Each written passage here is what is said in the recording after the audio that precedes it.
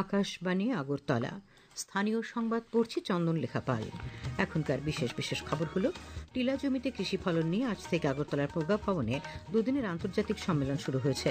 দেশব্যাপী পেনশনারদের digital life certificate প্রক্রিয়ায় চতুর্থ পর্যায়ের প্রচার অভিযানের অঙ্গ হিসেবে আজ আগরতলায় সচেতনতামূলক শিবির অনুষ্ঠিত।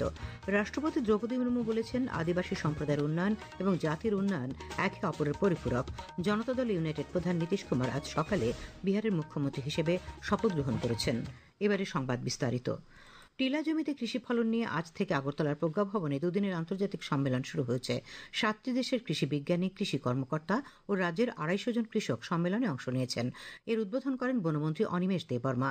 The pursuit for sustainable hill farming innovations for profitability and ecological balance to ensure future livelihood parcel 2025 শীর্ষক এই সম্মেলনে বনমন্ত্রী বলেন, টিলা জমিতে চাষাবাদ উত্তর পূর্বাঞ্চলের চিরাচরিত প্রথা, কিন্তু জলবায়ু পরিবর্তনের কারণে এই চাষাবাদে প্রভাব পড়েছে। উৎপাদিত কৃষি পণ্যের প্রকৃত স্বাদ, গন্ধ ও খাদ্যগুণে পরিবর্তন লক্ষ্য করা যাচ্ছে। আবার বাণিজ্যিকীকরণের জন্য কৃষি পণ্যের গুণগত পরিবর্তন লক্ষ্য করা যাচ্ছে।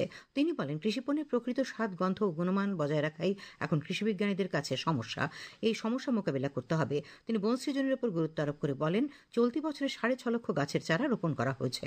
অনুষ্ঠানে বক্তব্য রাখেন বিধায়ক জিতেন্দ্র মজুমদার, আইসিআর দিল্লির প্রাক্তন ডিডিজি ও জোরহাটের আসাম কৃষি বিশ্ববিদ্যালয়ের প্রাক্তন উপাচার্য ড কে এম বুজাবড়ুয়া, ত্রিপুরা বিশ্ববিদ্যালয়ের উপাচার্য অধ্যাপক ড শ্যামল দাস, টেকনো ইন্ডিয়া বিশ্ববিদ্যালয়ের উপাচার্য অধ্যাপক ড আর কে সাহা। অনুষ্ঠানে কয়েকজন দিকপাল কৃষি গবেষক ও কৃষি বিজ্ঞানীকে সম্বর্ধনা জানানো হয়। দেশব্যাপী পেনশনারদের ডিজিটাল লাইফ সার্টিফিকেট প্রক্রিয়ায় চতুর্থ পর্যায়ের প্রচার অভিযানের অঙ্গ হিসেবে আজ আগরতলা বিএসএনএল প্রধান কার্যালয়ে সচেতনতামূলক শিবির অনুষ্ঠিত হয়।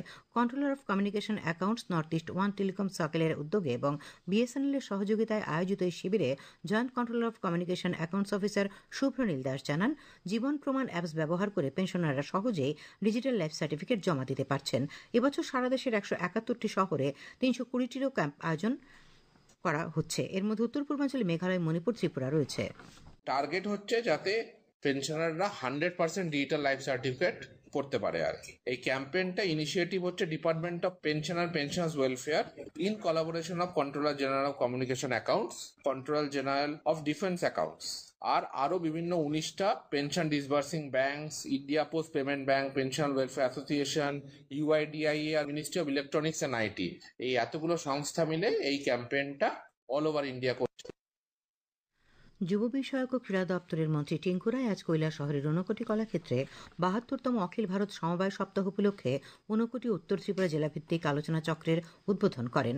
আলোচনা চক্রের বিষয় ছিল বিশ্বব্যাপী প্রতিযোগিতার জন্য উদ্ভাবনী সমবায় ব্যবসায়িক প্রতীক। মন্ত্রী বলেন, গ্রামীণ অর্থনীতির সার্বিক বিকাশে সমবায়ের গুরুত্বপূর্ণ ভূমিকা রয়েছে। বক্তব্য রাখেন বিধায়ক যাদবলাল নাথ, ঊনকোটি জেলা পরিষদের সভাধিপতি অমলেন্দু দাস, উত্তর ত্রিপুরা জেলা পরিষদের সভাধিনেত্রী অপর্ণা নাথ প্রমুখ। অনুষ্ঠানে প্রাথমিক কৃষি সমবায় সমিতিগুলির মধ্যে ই-প্যাক সার্টিফিকেট প্রদান করা হয়। কর্মচারী ভবিষ্যনিধি সংস্থা আগরতলা শাখার উদ্যোগে আজ আগরতলায় প্রধানমন্ত্রী বিকশিত ভারত রোজগার যোজনা এবং কর্মচারী তালিকাভুক্তি প্রকল্প নিয়ে মত বিনিময় সভার আয়োজন করা হয়। উপস্থিত ছিলেন কেন্দ্রীয় শ্রম ও কর্মসংস্থান মন্ত্রকের পরিসংখ্যান দপ্তরের মহানির্দেশক পি সঙ্গীত কুমার। তিনি বলেন, 99,446 কোটি টাকার এই যোজনার উদ্দেশ্য হল দেশে 2 বছরের মধ্যে 3.5 কোটির বেশি কর্মসংস্থান সৃষ্টি করা।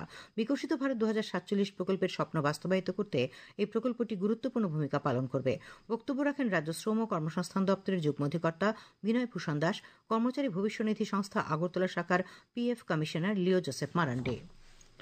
আগরতলা শিলচরগামী ট্রেনের সঙ্গে একটি পণ্যবাহী বোলেরো গাড়ির সংঘর্ষে আজ 3 জনের মৃত্যু হয়েছে। উত্তর পূর্ব সীমান্ত রেলের মুখ্য জনসংযোগ আধিকারিক কপিঞ্জল কিশোর শর্মা জানিয়েছেন, আমবাসা মনু সেকশনের অন্তর্গত লংতরাই ভ্যালি মহকুমার সিন্ধুকুমার পাড়া এলাকায় এই দুর্ঘটনা ঘটে।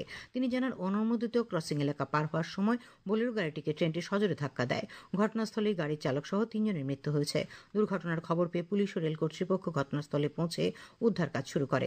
মৃতদেহগুলি ময়নাতদন্তের জন্য মনু হাসপাতালে পাঠানো হয়েছে। খবর প্রচারিত হচ্ছে আকাশবাণীর আগরতলা কেন্দ্র থেকে।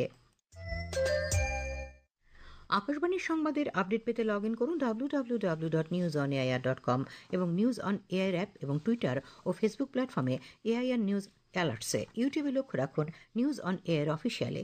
এছাড়াও আকাশবাণী আগরতলার সংবাদের আপডেট পেতে দেখুন টুইটার বা এক্স হ্যান্ডেলে আকাশবাণী নিউজ আগরতলা, ফেসবুকে এআইআর নিউজ আগরতলা এবং ইউটিউবে আকাশবাণী নিউজ আগরতলা।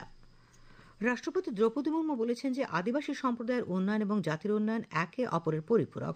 আজ ছত্তিশগড়ের অম্বিকাপুর শহরে জনজাতীয় গৌরব দিবস উপলক্ষে আয়োজিত অনুষ্ঠানে ভাষণ দিতে গিয়ে রাষ্ট্রপতি বলেন যে আদিবাসী সম্প্রদায়ের অবদান ভারতের ইতিহাসে এক গৌরবোজ্জ্বল অধ্যায়। তিনি বলেন যে আদিবাসী সংস্কৃতি আমাদের ঐতিহ্য এবং পরিচয়, একে সংরক্ষণ করা আমাদের কর্তব্য। उनका परंपरा, उनका इतिहास, उनका संस्कृति को बनाए रखे हैं। मुझे लगता है ये संस्कृति जीवित रहना चाहिए।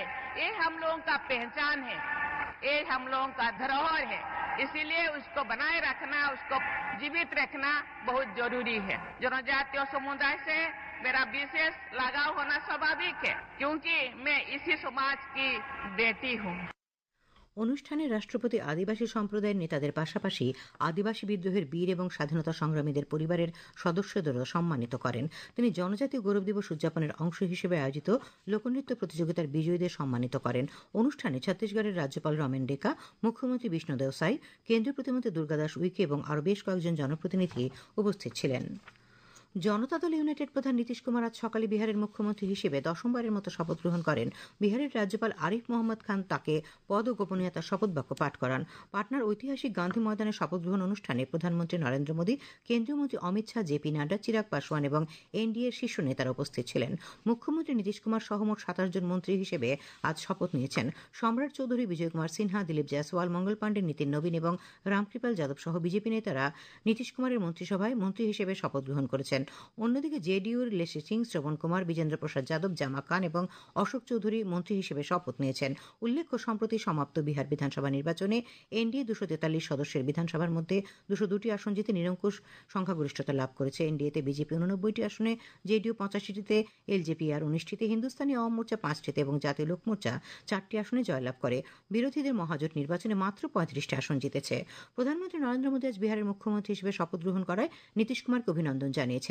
তিনি সামাজিক মাধ্যমে শ্রী কুমারকে একজন অভিজ্ঞ প্রশাসক হিসেবে উল্লেখ করে তার নতুন কার্যকালের জন্য সাফল্য কামনা করেন। তিনি উপমুখ্যমন্ত্রী হিসেবে দায়িত্ব গ্রহণ করার জন্য সম্রাট চৌধুরী এবং বিজয় কুমার সিনহাকে, সেই সঙ্গে বিহার সরকারের সকল নবনিযুক্ত মন্ত্রীদের অভিনন্দন ও শুভেচ্ছা জানিয়েছেন। উপরাষ্ট্রপতি সিপি রাধাকৃষ্ণন বিহারের মুখ্যমন্ত্রী হিসেবে শপথ গ্রহণের জন্য নীতিশ কুমারকে এবং নবনির্বাচিত মন্ত্রীদের শুভেচ্ছা জানিয়েছেন। সামাজিক মাধ্যমে এক বার্তায় তিনি আশা প্রকাশ করেছেন যে তাদের সম্মিলিত নেতৃত্ব রাজ্যের জন্য সুস্থায়ী প্রবৃদ্ধি, সুশাসন, অন্তর্ভুক্তিমূলক উন্নয়ন এবং সমৃদ্ধির একটি নতুন যুগের সূচনা করবে। মুখ্যমন্ত্রী অধ্যাপক ডক্টর মানিক সাহা বিহার মন্ত্রিসভার শপথ গ্রহণ অনুষ্ঠানে উপস্থিত ছিলেন। তিনি মুখ্যমন্ত্রী নীতিশ কুমারকে অভিনন্দন ও শুভেচ্ছা জানিয়ে বলেন, প্রধানমন্ত্রী নরেন্দ্র মোদী ও নীতিশ কুমারের গতিশীল নেতৃত্বে বিহারের সুশাসন এবং উন্নয়নের ক্ষেত্রে এক নতুন সাফল্য নিয়ে আসবে। প্রধানমন্ত্রী নরেন্দ্র মোদী আগামী 30শে নভেম্বর রবিবার আকাশবাণীর মন কি বাত অনুষ্ঠানে সকাল 11টায় দেশ বিদেশের মানুষের সঙ্গে তার চিন্তাভাবনা ভাগ করে নেবেন। এটি মন কি বাতের 128তম পর্ব হবে। এই অনুষ্ঠানের জন্য জনগণ তাদের ধারণা এবং পরামর্শ 1800117800 টোল ফ্রি নম্বরে জানাতে পারবেন। প্রধানমন্ত্রী নরেন্দ্র মোদীর অ্যাপ অথবা মাইগভ ওপেন ফোরামের মাধ্যমে অনলাইনে মতামত জানানো যাবে। এছাড়া 1922 নম্বরে মিস কল দিয়ে প্রাপ্ত লিঙ্কে সরাসরি পরামর্শ জানানো যাবে। আসন্ন পর্বের জন্য পরামর্শ মাসের 28 তারিখ পর্যন্ত গ্রহণ করা হবে। তথ্য সম্প্রচার প্রতিমন্ত্রী ডক্টর এল মুরুগান আজ গোয়ার পানাজিতে ভারতের 56তম আন্তর্জাতিক চলচ্চিত্র উৎসব IFFI ওয়েবস ফিল্ম বাজার 2025-এর উদ্বোধন করেছেন।